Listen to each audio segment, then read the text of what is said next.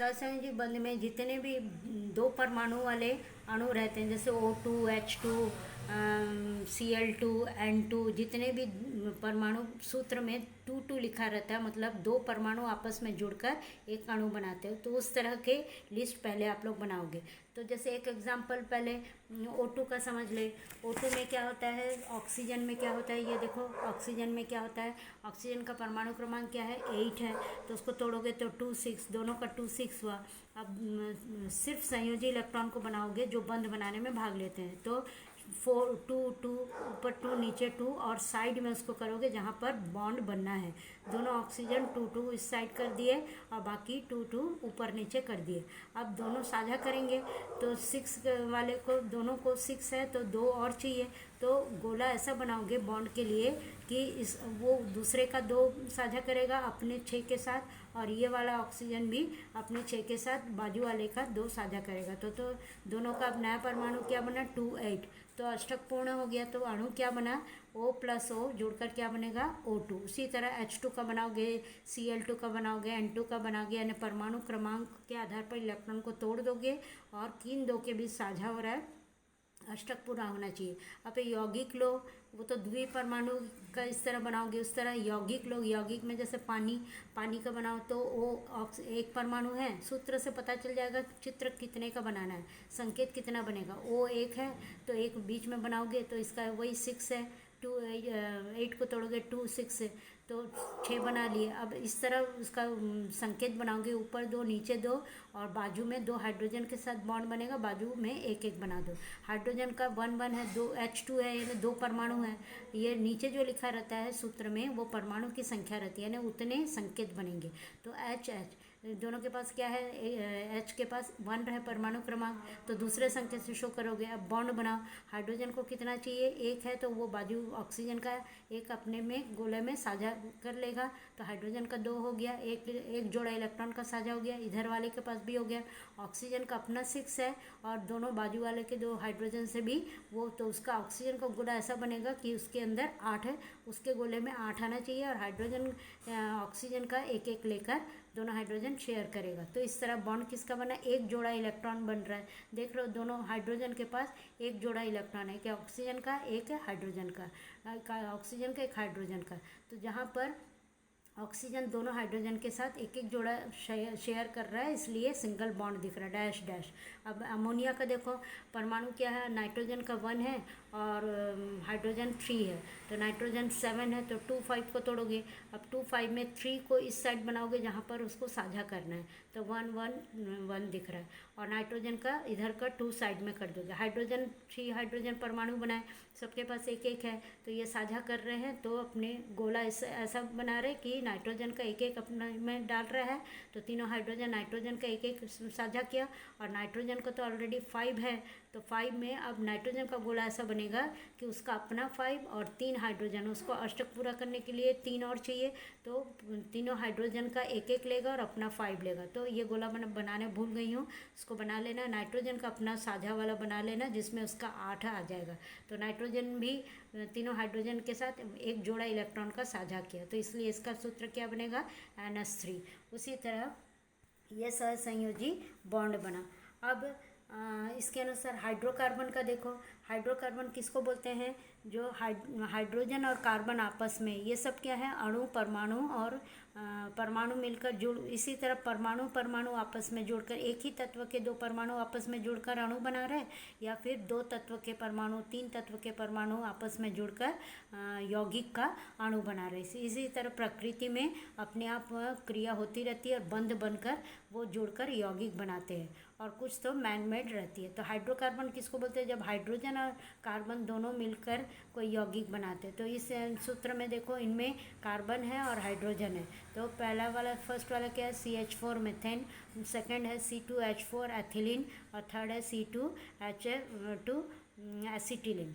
अब देखो इनका देखो कार्बन 1 है, तो बीच में कार्बन को रखो, चारों दिशाओं में हाइड्रोजन को डाल दो, तो हाइड्रोजन का अपना एक एक है, तो उसका एक मार्क साइन बनाओ, और कार्बन के पास 6 कितना है, 6 इलेक्ट्रॉन, उसको तोड़ोगे तो 2 4, तो चारों दिशाओं में कार्बन का 4 इलेक्ट्रॉन डाल दो, अलग साइन से बताना।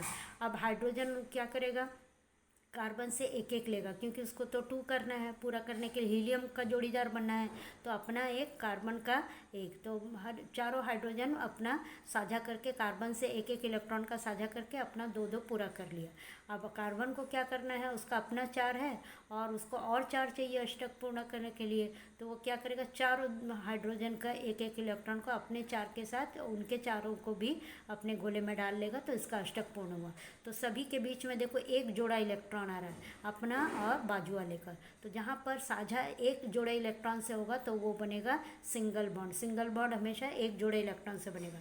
डबल बॉन्ड में देखो, इसमें C2H4, इसमें क्या है, 2 कार्बन है, तो सूत्र से उतना संकेत बनाना। तो 2 कार्बन, तो सबका क्या है 2 4, इसका भी 6 है तो 2 4, इसका भी 6 है 2 4, तो 2 2 क्या बनेगा, और माथे पर क्या है, ऊपर नीचे H 4 हाइड्रोजन है तो H बना रहे हैं। अब हाइड्रोजन का एक एक बनेगा, तो ये कार्बन के एक को लेकर अपना गोले में डाल लेगा, अपना हीलियम के जोड़ीदार बन गया। अब कार्बन क्या करेगा, कार्बन, हर एक कार्बन को क्या चाहिए, अपना 4 और बाजू वाले का 4। तो बाजू वाले में से उसको 2 हाइड्रोजन से तो मिल रहा है, अपना 4 और साथ में हाइड्रोजन का भी अपने पड़ोस के ऊपर नीचे हाइड्रोजन का 2 मिल गया, तो 6 हो गया। और बाजू वाले कार्बन से वो 2 ले लेगा, साझा करेगा, तो उसका गोला ऐसा बनेगा, हर एक कार्बन का ऐसा बनेगा तो कि उसका भी अपने गोले में 8 आ जाए। तो बाजू वाले कार्बन से 2 और लेगा और ऊपर नीचे हाइड्रोजन से एक एक लेगा, तो दोनों कार्बन ऐसा करेंगे। अब फिर देखो, दोनों कार्बन के बीच, दोनों हाइड्रोजन के साथ एक जोड़ा इलेक्ट्रॉन साझा कर रहा है, लेकिन दोनों कार्बन के बीच 2 जोड़ा इलेक्ट्रॉन साझा हो जा रहा है, इसलिए ये 2 कार्बन के बीच क्या बॉन्ड बना, डबल बॉन्ड बना। अब है ट्रिपल बॉन्ड। ट्रिपल बॉन्ड में सूत्र क्या है, C2H2, इसको बोलते हैं एसिटिलीन। इसमें भी 3, इसमें 2 हाइड्रोजन, 2 कार्बन रहेंगे और दोनों कार्बन को 6 का वो तोड़ोगे 2 4, तो 3 को साइड में बनाओगे जहाँ पर बॉन्ड बनना है, तो दोनों कार्बन का 3 3 इलेक्ट्रॉन बीच में बना दिए और एक इलेक्ट्रॉन साइड में बना दिए। तो हाइड्रोजन का अपना एक और बाजू वाले कार्बन का एक, दोनों साइड हाइड्रोजन का बॉन्ड बन गया, हीलियम का विन्यास प्राप्त कर लिया। अब दोनों कार्बन क्या करेंगे, पहला कार्बन अपना 3 और बाजू वाले का 6, तो हुआ 3 2 5 हुआ, और बाजू वाले कार्बन से क्या लेगा, और तीनों इलेक्ट्रॉन को ले लेगा, तो हो गया अष्टक। तो ये वाला कार्बन भी क्या करेगा, अपना 3, बाजू वाले से 2 लिया 5, और इस कार्बन का 3 ले लिया। तो यहाँ पर बॉन्ड देखो, कार्बन हाइड्रोजन के बीच एक जोड़ा इलेक्ट्रॉन हो रहा है, मतलब वहाँ सिंगल बॉन्ड है। जैसे नीचे देखो H-C, उधर C-H, लेकिन 2 कार्बन के बीच 3 जोड़ा इलेक्ट्रॉन आ रहा है, फर्स्ट सेकंड थर्ड, तो एक जोड़े में, एक बॉन्ड में एक जोड़ा इलेक्ट्रॉन होता है, तो यह क्या बना, ट्रिपल बॉन्ड। और इस तरह आयनिक बंध का तो पहले ही बता चुके हैं, सोडियम क्लोराइड, मैग्नीशियम क्लोराइड, जितने भी लवण रहते हैं वो ज़्यादातर आयनिक बंध बनाते हैं। तो इसके आधार पर आप लोग समझ गए आयनिक बंध और सहसंयोजी बंध कैसे बनता है। तो इसके लिए आप लोग को एक सारणी बनाना पड़ेगा, जिसके अनुसार 1 से लेकर 20 तक या 30 तक परमाणु क्रमांक, तत्व के नाम, संकेत, परमाणु क्रमांक, उसको तोड़ना, संयोजी इलेक्ट्रॉन कौन है और किस तरह वो त्यागते हैं, ग्रहण करते हैं। तो त्यागने और ग्रहण करने वाले आयनिक बंध और 2 के बीच साझा करने वाले सहसंयोजी बॉन्ड। तो कौन कौन आयनिक बंध वाले बनाते हैं, कौन कौन सहसंयोजी, ये आपको तैयार करना पड़ेगा।